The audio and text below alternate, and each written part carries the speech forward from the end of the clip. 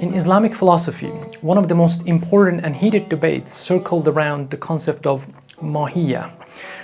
It's plural, mahiyat, that is quiddities or essences, especially with Avicenna's distinction between essence and existence, which highly influenced philosophical discussions on divine knowledge and potentiality.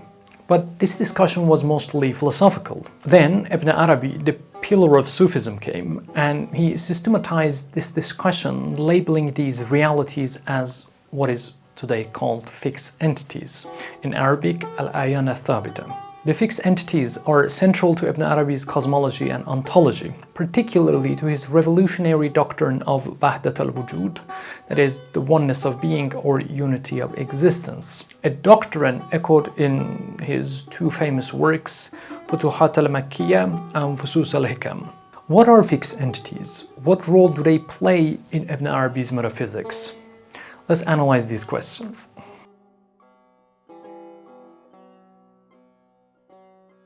The fixed entities represent the eternal, unmanifested quiddities of all existence within the knowledge of God, that is, ilm-ilahi.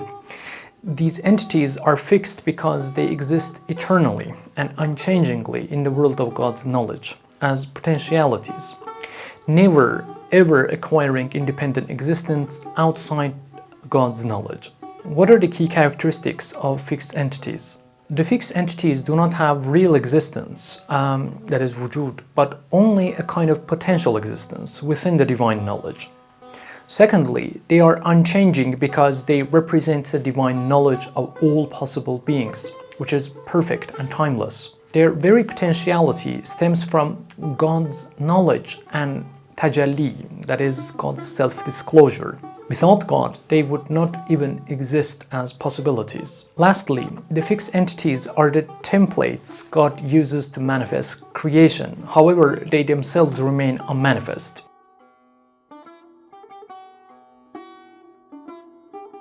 Ibn Arabi's metaphysical system is grounded in his doctrine of Wahdat al-wujūd, or oneness of being, or unity of existence. And the fixed entities hold a unique ontological position in that doctrine. The fixed entities serve as the link between God and unmanifested or undetermined essence, that is, Dhat, and the manifest world, that is, Khalq. They exist eternally in the world of God's knowledge as intelligible forms of divine names and attributes, reflecting His infinite possibilities for self-manifestation or self-disclosure. Each fixed entity corresponds to a specific divine name, and each name expresses God's attributes.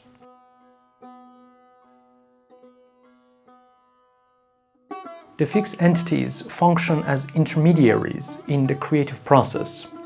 In the pre-creational stage, that is, before creation, fixed entities existed only as possibilities in God's eternal knowledge. But in the stage of self-disclosure, through the process of Tajalli or manifestation or self-disclosure, God manifests His essence, forming fixed entities.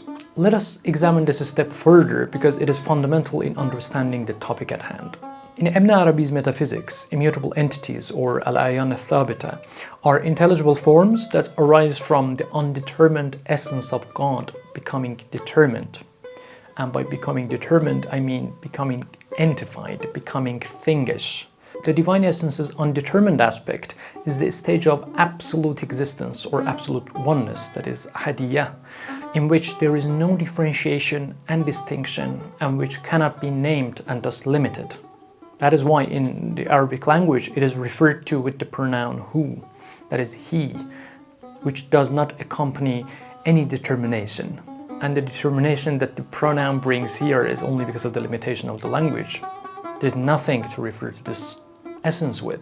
The absolute existence manifests its perfections, forming the second stage in the essence, called the stage of unicity, that is wahidiyya, or divinity, uluhiyya, or the world of divine names. Here is where the multiplicity is common. This stage is the manifestation of the determination of the absolute existence through particular names and qualities, all of which are the existential ranks of the supreme essential name Allah. For example, when the absolute existence is determined with knowledge, it is called the Noor, alim. But importantly, divine names are not just nominal designations. The knower, for example, is the existential determination of the absolute existence with respect to knowledge. Thus, the knower is not a name, but a stage in existence. Each determined existence is thus an existential name, which we name with a nominal name. In Sufism, this nominal name is called the name of the name, or ism al-ism in Arabic. Therefore, the determination of divine names and attributes in the world of God's knowledge gives birth to the fixed entities, a process called the holiest emanation, or al-fayż al-aqdas. Thus, the fixed entities are the intelligible forms of divine names in God's knowledge. They also represent the whatness or quiddity of the corporeal existence. The fixed entities determine the specific forms and attributes of the created beings. Each being in the manifest world reflects its fixed entity. Following the primary determination or the emanation discussed above, the holiest emanation, al-fayż al-aqdas, through a second determination called the sacred emanation, or al-fayż al-muqadas, the immutable entities are manifested as corporeal existence. In other words, the corporeal existence manifests the effects and principles of their fixed entities. They are the actualized forms of divine names. Therefore, in one aspect, fixed entities are the intelligible forms of divine names, and in another, they are the templates through which God creates beings. However, even after creation, the fixed entities themselves remain non-existent, as they only exist in God's knowledge and they don't have external existence.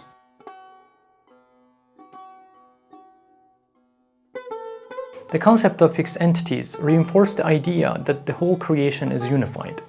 Individual beings are diverse manifestations of the one being, mediated through fixed entities. Thus, Ibn Arabi's doctrine of Wahdat al-wujūd, oneness of being, can be summarized as being qua being, or existence qua existence, becoming determined through fixed entities, giving birth to multiplicity.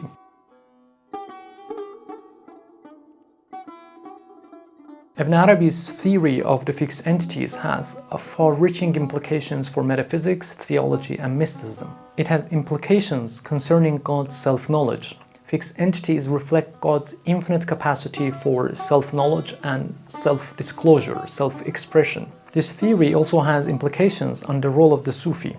The Sufi path involves aligning oneself with one's fixed entity, understanding one's divine origin, and achieving union with God.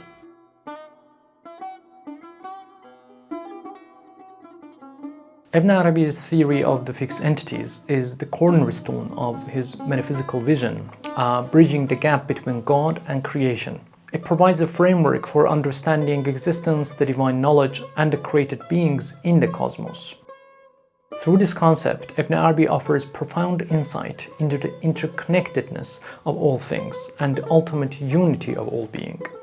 With all this being said, if you're interested in exploring a doctrine that offers an alternative to Ibn Arabi's doctrine of the oneness of being, I recommend watching our video on Mullah Sadra's doctrine of gradation of existence, or tashkik al-wujud.